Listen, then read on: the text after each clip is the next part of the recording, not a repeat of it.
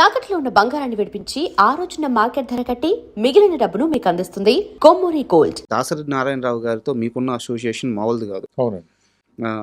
ఆయన హిట్లర్ సినిమాలో father character చేశారు. చిరంజీవి గారు హీరోగా చేశారు. మీరు ఆ సినిమాకి కో డైరెక్టర్. అసలు చిరంజీవి గారి మధ్య దాసరి గారి మధ్య గొడవలు ఉన్నాయా? ఎందుకు ఇలాంటి ఒక నెగిటివ్ ప్రాపగండా బయటికి వెళ్ళిపోయింది? అసలు వాళ్ళిద్దరు రిలేషన్ ఎలా ఉండేది? ఇది చెప్పడానికి అన్ని విధాల అర్హతలు ఉన్న మనిషి మీరే. నాకు ఈరోజు దీని మీద ఒక క్లారిఫికేషన్ కావాలి. అసలు ఇదంతా ట్రాష్ అండి. బయట అనుకోవటం అండి అంతే. చిరంజీవి గారికి ఆయనకి గ్యాప్ ఎందుకుందండి? చిరంజీవి గారితో లంకేశ్వరి చేశారు ఏమండి. దాని తర్వాత గ్యాప్ అనేది వాళ్ళిద్దరు ఇంటర్నల్గా మాట్లాడుకున్నా బయటకే వస్తాయి సార్. వరుణ్ సార్ మాట్లాడుకునేవారు, కలిసివారు. ఈ బయట వాళ్ళకి తెలియదు కదా. తెలియదు కాబట్టి బయట చెప్పాను కదా సార్, తిన్న తర్వాత అరగటానికి పనిచేసే వాళ్ళు కొంతమంది ఉంటారు, అరగటానికి కష్టపడాలనుకుంటే కొంతమంది ఉంటారు, అరగటం కోసం ఇటువంటి మాటలు చెప్పుకునే వాళ్ళు కొంతమంది ఉంటారు. అంతే తప్పండి. వాళ్ళిద్దరికీ ఈరోజు నేను ఫేస్బుక్లో ఎప్పుడో ఆయన అన్న మాట ఇప్పుడే జస్ట్ మీ దగ్గరికి వచ్చిన తర్వాత 5 నిమిషాలు కూర్చోండి అంటే ఒక మ్యాటర్ వచ్చింది. అది ఎప్పుడైనా అది నేను చూసి దాన్ని స్క్రీన్ షాట్ తీసి పక్కన పెట్టాను. ఈ విషయం నాకు తెలుసునా మళ్ళీ మర్చిపోతానేమో అని చెప్పి స్క్రీన్ షాట్ తీసానండి. ఒకసారి చూడండి. అది ఏంటంటే, అంటే చిరంజీవి గారు హీరో మాత్రమే కాదు, ఆయన ఒక సినీ కార్మికుడు, కళాకార్మికుడు, కష్టజీవి. 1 నుండి 10 వరకు చిరంజీవే, ఆ తర్వాతే ఎవరైనా. దర్శకరత్న దాసరి నారాయణరావు. ఇండస్ట్రీలో 1 నుంచి 10 ఇదిగోండి. నేను ఇప్పుడే మీ దగ్గరికి వచ్చిన తర్వాత కాఫీ తాగే టైంలో స్క్రీన్ షాట్ తీసి పెట్టుకున్నా. ఎందుకంటే అంటే వీళ్ళిద్దరి మధ్యన గొడవ అంటే అసలు నమ్ముతారండి? అసలు ఒకసారి ఆలోచించండి. 1 to 10 చిరంజీవి ఎవరు లేరు. స్టేట్మెంట్ ఇవ్వాలన్నా కానీ మరి ఏమంటే 1 to 10 ఆయనే. ఏమంటే ఖైదీ నెంబర్ 1కి, ఖైదీ నెంబర్ 50కి అయినా 1కి అక్కడికి వెళ్ళారు కదా. వెళ్ళి స్టేజ్ మీద ఏం మాట్లాడారు ఆయన? చిరంజీవి గారికి తనకి మధ్యన గ్యాప్ ఉంటే ఎందుకు మాట్లాడతారు అలాగా? అప్పుడు మాట్లాడింది. ఎప్పుడు ఆయన మనసులో ఒకటే 1 to 10 చిరంజీవి గారు, ఇంకెవరు లేరు అంటాడు ఆయన. మరి వాళ్ళిద్దరి మధ్యన గ్యాప్ వచ్చింది, ఇద్దరు తిట్టుకునేవారు, ఇదే అది అంటే ఎంతవరకు కరెక్ట్ అండి? కరెక్ట్ కాదు సార్. అది క్లియర్గా చెప్పే మనిషి లేకుండా పోయాడు సార్. నేను చెప్తున్నాను కదా, వాళ్ళిద్దరి మధ్య ఏ గ్యాప్ లేదు, అది మాత్రం కన్ఫర్మ్. ఎందుకంటే వాళ్ళ ఫ్యామిలీకి వీళ్ళ ఫ్యామిలీకి అల్లు రామలింగయ్య గారు, మన ఎవరు అరవింద్ గారు చిన్నప్పటి నుంచి తిరిగినది అంత. అటువంటి ఫ్యామిలీలో ఎందుకు వస్తుందండి సార్? అంటే రోజు భుజాల మీద తిరగకపోవచ్చు సార్, కానీ ఇద్దరు రిలేషన్షిప్ ఎందుకు పోద్దండి? ఇప్పుడు ఎక్కడైనా గొడవ పడ్డారా? లేదు కదా. ఏదో మాట అనుకున్నారా? లేదు కదా. మరి ఎందుకు వెళ్ళి డిసైడ్ చేసేస్తారు ఎవరి మట్టుకాళ్ళు వాళ్ళిద్దరికి గొడవలు ఉన్నాయి, వాళ్ళిద్దరికి గ్యాప్ ఉందని? కరెక్ట్ కాదు కదా సార్. నాకైతే మాత్రం నాకు తెలుసుండగా వాళ్ళిద్దరికి ఏ గ్యాప్ లేదనేది నాకు తెలుసు. ఎందుకంటే దాసరి నారాయణరావు గారు మినిస్టర్ అయిన కాడి నుంచి ఆయన పోయే వరకు ఆయన పక్కనే ఉన్నాను. హాస్పిటల్లో 80 రోజులు నేనే ఉన్నాను. A to Z ఆయనకు వాట్ ఈజ్ వాట్, ఆయన విషయాలన్నీ తెలుసు, ఆయన ఫ్యామిలీ విషయాలన్నీ తెలుసు నాకు. ఆయన కొన్ని విషయాలు ఎవరికి చెప్పని విషయాలు నాకు చెప్పిన రోజులు ఉన్నాయి. కాబట్టి ఆయన ఎప్పుడు చూసినా సార్ ఆయన ఒక విషయం చెప్పాలి సార్ ఆడియన్స్కి. రాత్రి 2:30, 3 వరకు సినిమాలు చూసేవారండి ఆయన, దాసరి గారు. అప్పటి వరకు మేము ఉండేవాళ్ళం, నేను రాజేంద్ర. ఆయన వెళ్ళమని వరకు వెళ్ళేవాళ్ళం కాదు. ఇంకా బయలుదేరండి అయ్యా అనేవారు 2:30కి, 2:30కి. ఇప్పుడు ఎప్పుడన్నా ఆయన చిరంజీవి గారు సినిమా చూశారనుకోండి, కష్టపడ్డా ఇలాగనేది ఎవరు లేరు. అంత కష్టపడ్డ వ్యక్తి, అంత కష్టంతో పైకి వచ్చిన మనిషి. ఓపెన్గా మాతో సపోజ్ ఆ సినిమా అప్పుడే ఇన్సిడెంట్ జరిగింది అనుకోండి, అది కూడా గుర్చేసేవారు. అప్పుడు అలా జరిగింది, ఇలా జరిగింది. వాళ్ళిద్దరి మధ్యన గొడవలు అనేది అంత ట్రాష్ అనేది నమ్మద్దు సార్. ఇంకో కాంట్రవర్సీ కూడా దాసరి గారి చుట్టూ నడుస్తూ ఉంది. దాసరి గారి మరణం చుట్టూ బయటికి ఏదేదో ఆయన ఆ మెడిసిన్ వాడేదో, ఆ ట్యాబ్లెట్స్ వాడేదో, ఆపరేషన్ చేయించుకున్నారు, ఇలా రకరకాల కాంట్రవర్షీలు నడుస్తూ ఉన్నాయి. యాక్చువల్గా నేను దాసరి గారి బిడ్డల ఇంటర్వ్యూ కోసం, వాళ్ళ కొడుకుల ఇంటర్వ్యూ కోసం సంవత్సరం రోజులుగా ట్రై చేస్తున్నాను. చాలా క్లారిఫికేషన్స్ కావాలి. అంత పెద్ద డైరెక్టర్, దర్శకరత్న, ఆయన చుట్టూ ఎలాంటి నెగిటివ్ ప్రాపగండా జరగకూడదు అన్నది నా అభిప్రాయం. ఆయన మరణం మీద మాత్రం ఇప్పటికీ అది అలాగే ఉండిపోయింది. అసలు ఆయన మరణం వెనక ఏం జరిగింది? ఏం జరుగుతుంది అంత? అది కూడా చెప్తున్నాడు కదా సార్. ఇప్పుడు రకరకాలుగా మాట్లాడుతారు. ఆయన ఆపరేషన్ చేయించుకున్నారు, అది వికటించింది, పోయారు. అంతే. దాంట్లో వెనకాల ఆళ్ళున్నారు, ఈళ్ళున్నారు అనేది ఇదంతా ఉత్తిదేనండి. ఉమ్. ఇంతవరకే. అందుకే దాంట్లో వేరే లేదు నాకు తెలుసున్నంత వరకు. కానీ నాకు తెలియనిది ఏమైనా జరిగిందేమో నాకు తెలీదు. నీకు తెలియదు ఏముంది మొత్తం ఇండస్ట్రీలో దాసరి గారి గురించి చెప్పాలి అంటే రాజా చెప్తాడు, రాజా వనం రెడ్డి చెప్తాడు. ఎందుకంటే చివరి రోజుల్లో పక్కన ఉంది ఆయనే. అండ్ శివాజీ రాజా గారు వచ్చారు నా ఇంటర్వ్యూకి. శివాజీ రాజా గారు కూడా ఆ ఇంటర్వ్యూలో చెప్పారు, నేను వెళ్ళి లాస్ట్ రోజుల్లో అంటే సార్తో నాకు ముందుగా గ్యాప్ వచ్చింది, ఆయన చివరి రోజుల్లో ఆ గ్యాప్ పూడ్చుకున్నాను. అప్పుడు కూడా ఆ ఇంటర్వ్యూ అయిపోయినాక ఆ ప్రస్తావనలో కూడా మీ గురించి చెప్పారు ఓకే. ఓకే. శివాజీ రాజా గారు. సో లేదు, ఆయన కొడుకు కంటే ఎక్కువగా పక్కనే ఉండేవాడిని సార్. సార్ అంటే ఆయన తెల్లవారుజామున 5 గంటలు లేపి, నిద్ర లేపి 5:30కి వాకింగ్ తీసుకెళ్ళాను. 3 నెలలు అంటే ఆలోచించండి. సార్ అంటే ఆయన దగ్గరికి నేను 4:30కి వెళ్ళాలంటే నేను ఎన్ని గంటలు లేసి ఉంటాను. అలాగా మా ఇద్దరి మధ్యన గురు శిష్యుడు ఆయన. నాకు గాడ్ ఫాదర్ తండ్రి అంతే. నా ఎందుకో మా ఇద్దరికి అలాగా ఆయన, నేను లేకపోతే ఆయన భోజనం లేని రోజున భోజనం లేకుండా, అంటే పిలిచి రాజా ఉన్నాడా భోజనానికి అని చెప్పి అడిగి భోజనం చేసేవాడు. అందుకోసం అని చెప్పి నేను ఉండి భోజనం చేసి వెళ్ళేవాడిని.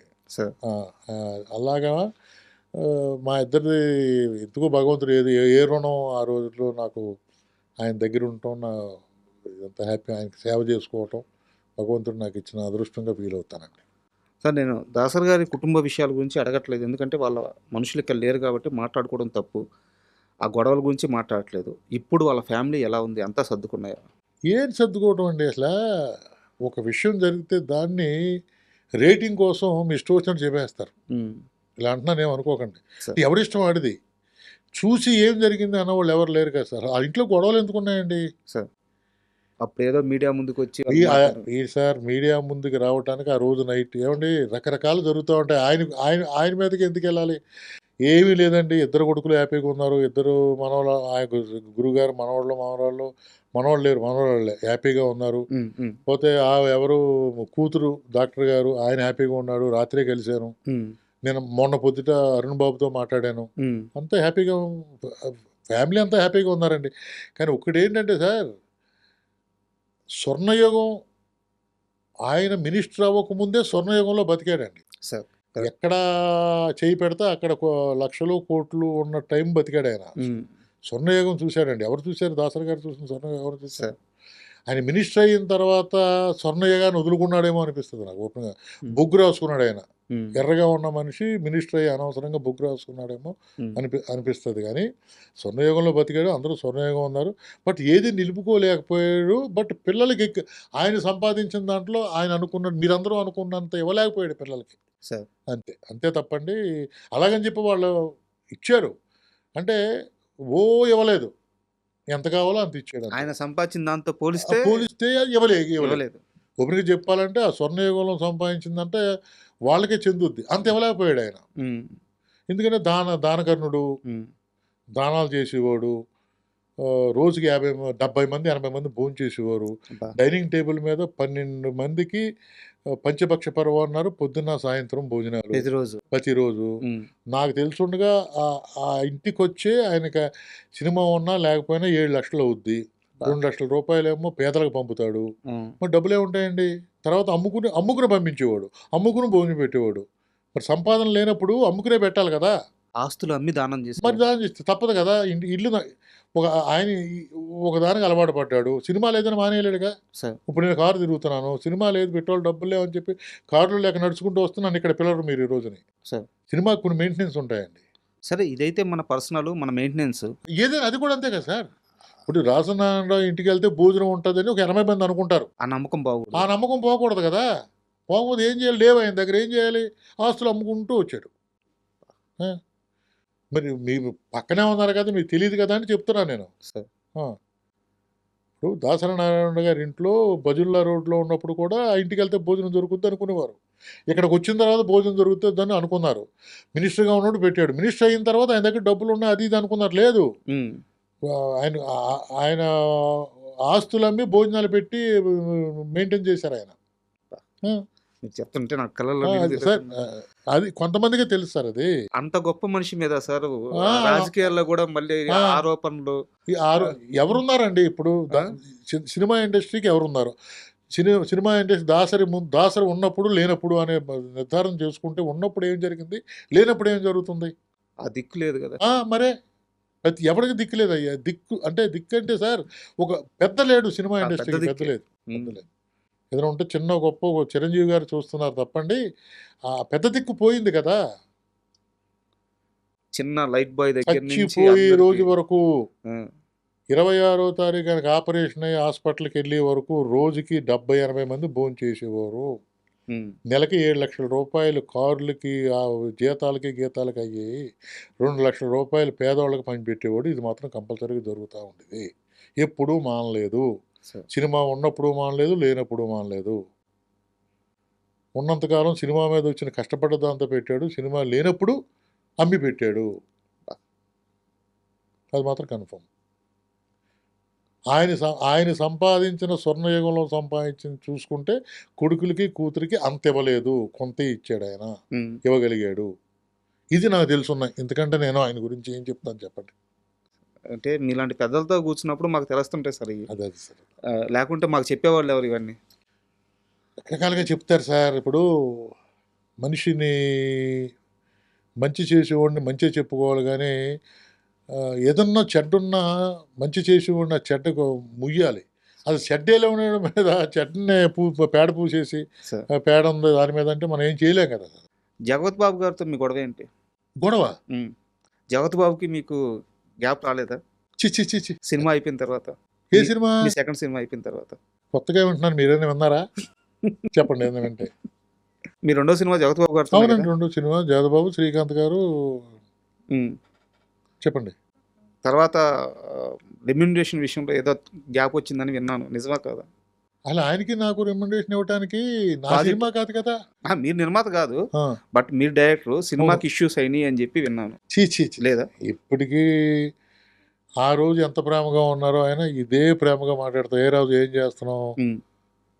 ఎక్కడ ఉన్నావు, పిల్లలు ఏం చేస్తున్నారు, ఉండేది ఎక్కడ, ఇలాగే మాడతారు ఆయన. సార్, ఎప్పుడు ఫస్ట్ టైం వింటున్నాను గ్యాప్ అనేది, ఫస్ట్ టైం వింటున్నాను. ఇంతవరకు మా ఇద్దరికి ఇండస్ట్రీలో ఎవరితో గ్యాప్ లేదు సార్, నాకు నమ్ముతారా? ఉమ్.